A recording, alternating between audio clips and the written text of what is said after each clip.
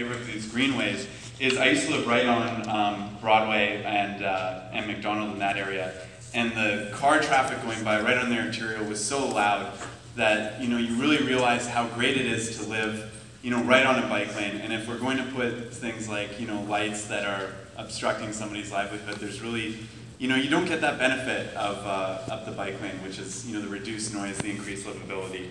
So while I'm all in favor of bike lane investment, I absolutely feel that people need to be informed of what's going on with the project.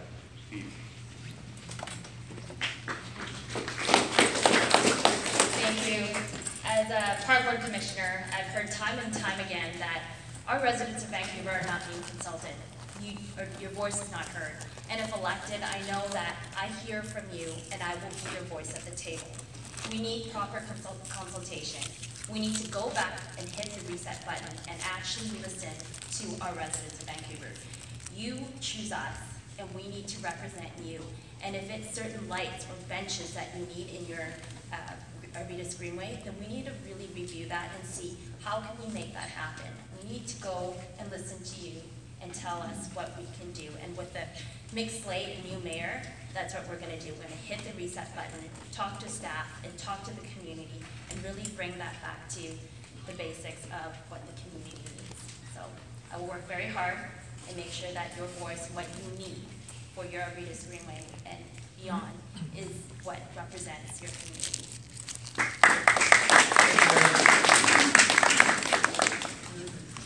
Oh, I'm here. I'm just hiding down here. We should have sat enough. I know. Good evening again. One of the things that I would like to say, and basically I would say it in French, but BS when it comes to city doing community consultation. They don't do it. It doesn't exist. They've already made their decisions in what they want to do. And anytime they do the consultations, it's purely lip talk. We need to change that. We need to have real consultation. I know my colleague here, Colleen, even has an online consultation platform that we could be using. When it comes to lighting, for example, they're trying to address safety, and it's the wrong kind of lighting. Maybe we should take a look at other different kinds of lighting. You're waving at me. I got a lot of suggestions for you. One of the things I have realized here is that there seems to be a lot of temporary solutions, and I would like to see the Arbutus Corridor be more permanent. It's part of the community, so why can't we have it as part of the community? I also want to see definitely more consultations. We need to have the community come out and say what they would like, what's best for the community. So for me, I would love to be a city councillor and help you have that voice to make it become a reality of what it is that you want. Thank you.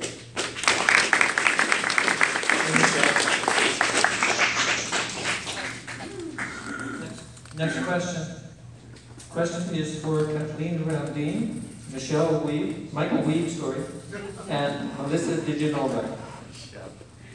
Do you have any plans to help young families stay in Vancouver beyond affordable housing, such as alternative childcare or more kid activities? Kathleen? Thank you. Catherine Randine. Okay, so the question is, kids in the communities, what can we do to, what was exactly the question? Who said it? What plans do you have besides housing to accommodate people living in the city? Okay, well, like I was talking about with community centers and the potluck initiative that I was thinking about, and also the skill swap thing that was really cool, why can't we also use our communities in these spaces to put our kids in for a smaller fee? I don't have kids. I'm 31 years old and I have a dog and a cat. But I was a kid before, and I guess what I can think about is, I remember when I was a kid, I was really poor, and the community, we didn't have a community center, we had a church. And in the basement of the church, there was like a subsidized childcare program.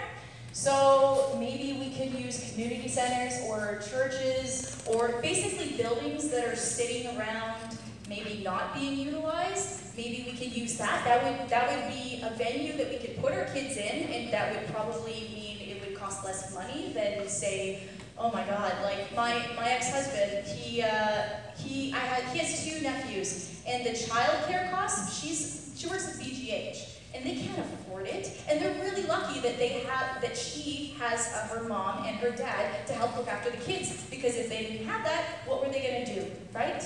So use these amazing buildings that, you know, they turn the lights off at night and we're not using them. We can put people in them. We can put our kids in them. We can, I think we probably have to have some sort of safety, like a security guard or something. But the basic thing is that there's space that we could use and we're not utilizing it. Just like at City Hall. Sorry, I came here in 2008, like I told you guys, and I went to City Hall for the very first time because I'm like, this is crap and I gotta do something about it. And there was this amazing, beautiful plaza behind City Hall. Beautiful. I didn't even know it existed. And it's empty. That's so stupid. I think what we could do for that space as well, I know I'm not getting to your question, but I did talk about the putting kids in community centers. But we need to utilize the space that we already have. We don't have all this money to be making all these new community centers. And I don't even know about that. That's insane. What we need to do is we need to fix the ones that we already have. Who's in charge of the budget in this city? Like, it's crazy. I mean, if this was my house, I wouldn't be building all these new places. I would be taking what I have, you know, fixing them up, and taking that money that we would have built in a freaking community center and maybe give our people that have kids cheaper childcare. Thanks.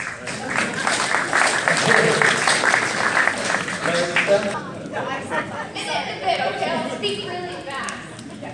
First of all, I do want to acknowledge Park Board Commissioner Casey Crawford, who is here with us today. Well, yesterday, actually, I was very proud to put forward a motion at City Hall, and if you've watched the live streaming at City Hall, you'll know that 1 in 10 is a really good record for me, because Vision doesn't usually let my motions come to the floor. But I was really proud that not only did they say it was articulate, but they referred it to the next council meeting. And it was called, and I'm not going to go through the whole thing, but a family-friendly Vancouver. Citywide policy to fast-track and expedite projects that include new child care centers in the city of Vancouver. Did you know that the city of Vancouver charges $46,900 to stamp the paperwork of a child care center? Just stamp the paperwork. So we need to cut these costs if we truly want affordable child care in this city. We need to cut the red tape. We need to connect families. It shouldn't be like the Amazing Race, where parents have to go around trying to figure out what they're going to do for child care in the city, even if they can't find housing. You probably, just like me, read the media article, heard in the media and read the newspaper article about the mother who commutes from Vancouver, where she has housing, to Richmond to drop her daughter off, then to Burnaby for work. We can't do that anymore. We need a more affordable Vancouver. It's not just about housing, it's about welcoming families. And we need to also consider the $1.5 billion operating budget, and the buck stops at you. We can blame the developers, but really the buck stops at me. It stops at City Council because we allow the developers to do what they do. So we can sit here and blame the developers, but if you're elected to council, that will be your job. So I think that we need to all step up. We need to look at what we can do. And the last example I'll give is intergenerational care. Did you know that the Italian Cultural Center has a preschool about 300 meters away from their senior center? We need to take ideas, not reinvent the wheel, but take ideas that are working in places in Vancouver and implement them across our city. And if I'm elected on October 20th, re-elected, I promise you that I'm committed to that. As a new mom, and as a person who really considers Vancouver a family-friendly city, and it should be a place that all people feel welcome. Thank you.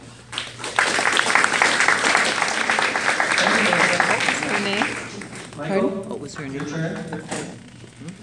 Thank you very much. And this is a serious issue. We just lost 500 kids this year, and that means we're getting less funding for our schools, which means we're cutting programs. So when we're looking at the funding we have for our schools, when we lose children, we don't lose the size of our schools. We're not losing the amount of classrooms. What we're losing is this after-school activities, those other components to it. We have Strathcona trying to get food for the kids before school. We're going to make sure that kids aren't going to school hungry. If we want to have families stay in Vancouver, kids need to go to school with food in their bellies. We need to make sure it's easy to bike to school. North Van is an amazing bike program where every single one of their elementary schools but one, it has got a safe route to bike to.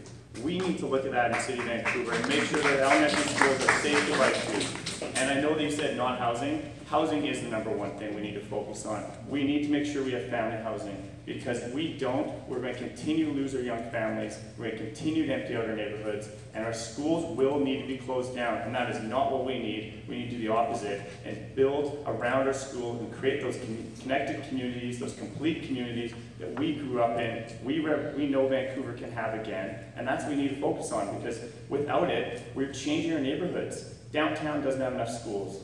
We need to support that city council. We need that West End school built. We can't send our kids over to North Van and expect for them to come back. We can't expect our families to move to Surrey and come back because we're going to provide it. Transportation needs to be cheaper, childcare needs to be cheaper, and food needs to be cheaper so we can keep our families and grow our communities. Thank you. That's right.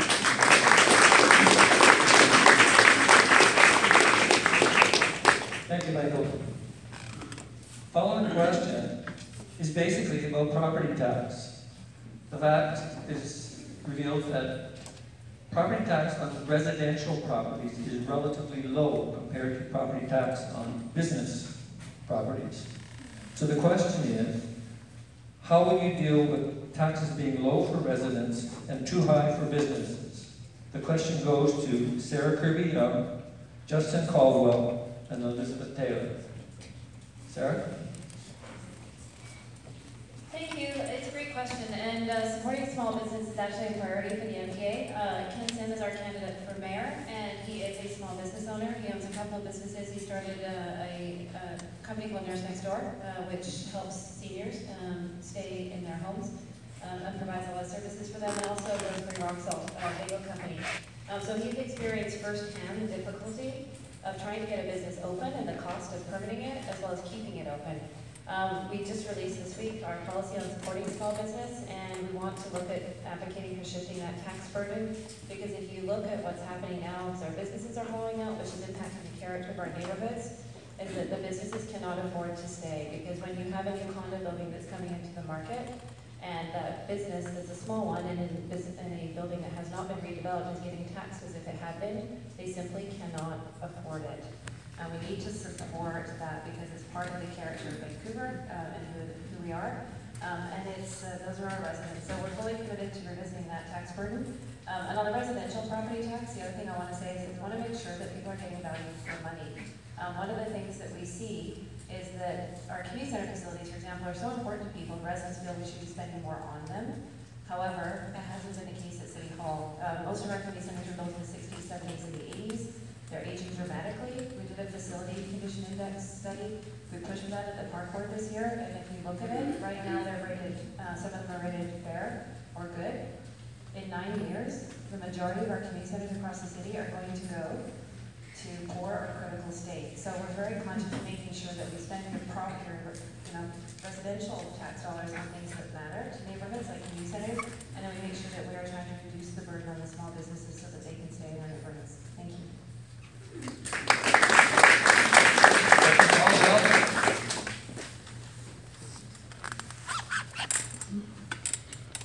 Well, I agree that commercial taxes are way too high. I definitely wouldn't say that residential taxes are low.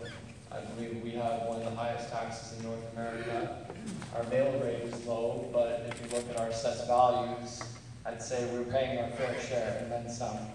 The most recent taxes that have been added are not all the fault of people like Melissa, but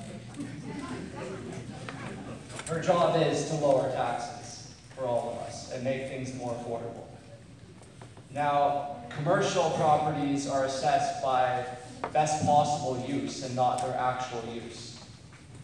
So that would be a great first start for commercial. I would say that the new taxes that have been added were, you know, I'd say they had good intentions, but it has completely backfired. It has set the condo market on fire. It has set the commercial market on fire. The condo market was the only somewhat affordable option people like me had left, or people from my generation. Commercial-wise, that's the only area where these taxes don't apply. So speculators have shifted to that market and set it on fire. Commercial also used to only be valued based on your cap rate, how much rent you can bring in. And now we have places like 3-bed selling for $12 million because it's being based on comparables. I don't know when these investors decided to start doing business that way, but all of this is creating quite a disaster. And like I said, if I'm elected, my main goal is to clean up what needs to be cleaned up.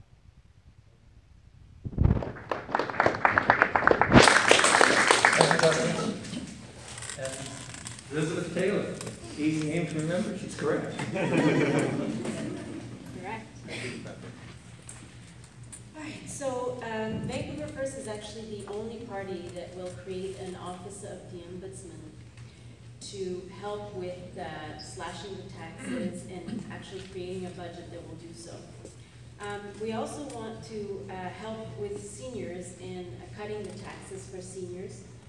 And I think that's really important because what I've heard is that a lot of seniors that have been living in their houses for a long time, their BC assessment, even though the BC assessment is low, the taxes still go up. It doesn't change anything because the BC assessment is provincial. As far as taxes are concerned as well, is that some people that live in they've been in their houses for 30 years, and that are on the Canadian pension, let's say, the tax is so high because their house has been assessed to a point where they can't even pay their taxes and eat food at the same time. It's just too much. So we have to help seniors that have been living in their houses for a long time actually be able to afford to stay in their house and eat as well.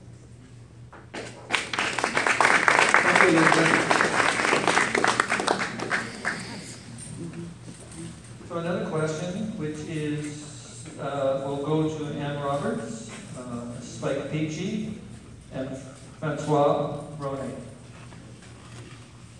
There is an area in the neighborhood, Crofton House Manor site, that is zoned for care for seniors.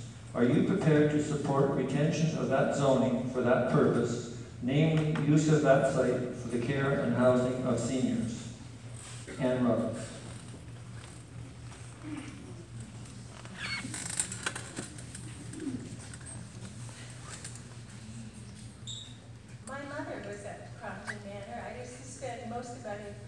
Almost every day visiting there. And I knew that they had plans. There was some remodeling back when my mother was there. But, okay. Just that, I used to be more connected with that, and certainly the need for seniors' care is there, although a private place like Crofton certainly serves only a limited number of seniors. It's not the kind of affordable housing for seniors. But, I just have to admit, I don't know about the controversy. I don't know the ins and outs of it. A lot of issues like that, I think, come before a council, and you try to get up to speed, you read the reports, you go talk to people, you go out to get involved with it. And that's the kind of thing COPE is always recommended, but I have to pass it along to someone else who knows more than I do. Thanks, Ben. Well, that's something I'm also unfamiliar with it. However, I am aware that baby boomers are reasonable, and we do have to make allowances for seniors in all of our communities. This Vancouver, they've dropped the ball in many areas, and I think they've had their shot. I think it's time to give someone else a shot. Let's give the city back to the people that live in the city. Take it away from the developers. Thank you.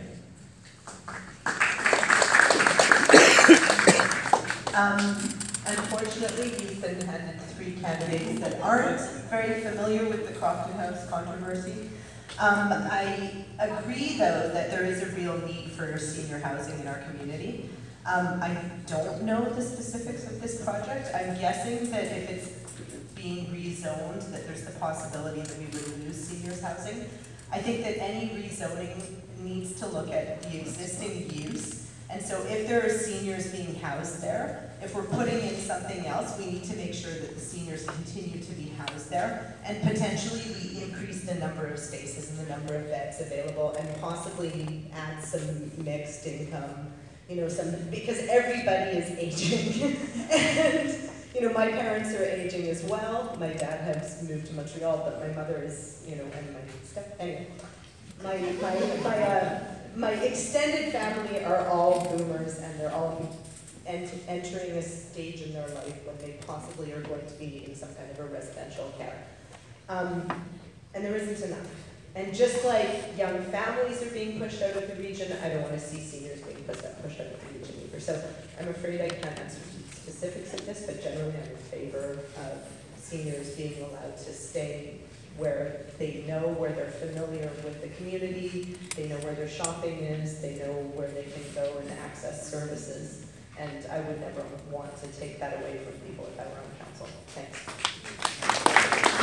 And Elke Porter, what is your position on City Council's decision to permit duplexes in traditional single-family neighborhoods? This is a decision of last night. So the question is permission on permitting duplexes in traditional single-family neighborhoods. And we'll start with Jessica.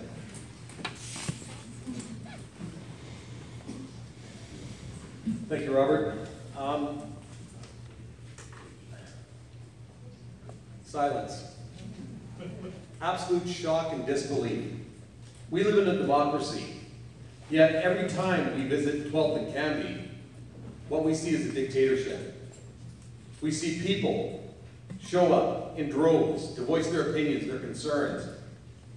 And what do we have? No transparency, no consultation, and no accountability. I want everyone to understand something. The municipality right next to us in the city of Burnaby has a moratorium on any policies or permits for 3 months leading up to an election. Yet Vancouver thumbs their nose at the entire city and says, we will do one last thing and add insult to injury. We will slap every citizen in the face because we know what's better than you. There's no doubt why Vision Vancouver doesn't show up to many events. They're embarrassed by their record.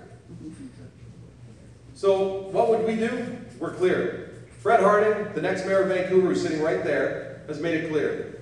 Once elected, we will revoke the policy completely. And there is no need to do a mass rezoning. Anybody who knows Joseph Jones has seen what the, Vision MPA were in power at the time, and they rezoned all of Norquay in one fell swoop. The same was tried in Marpole, and actually I was proud enough to take part in stopping that. We actually made signs, stop Marpole rezoning. So I want people to really think about this choice. Look at what is best for you, but also look at who will voice your opinion, your thoughts, your beliefs. Who's going to stand up for your community, and who is given lip service. At the back of the room, we have candidates. John Malusa, Pratt, Alicia Brosa, Chris Volko. What about Roller Girl? And Roller Girl's right here. So in short, we'll get rid of it.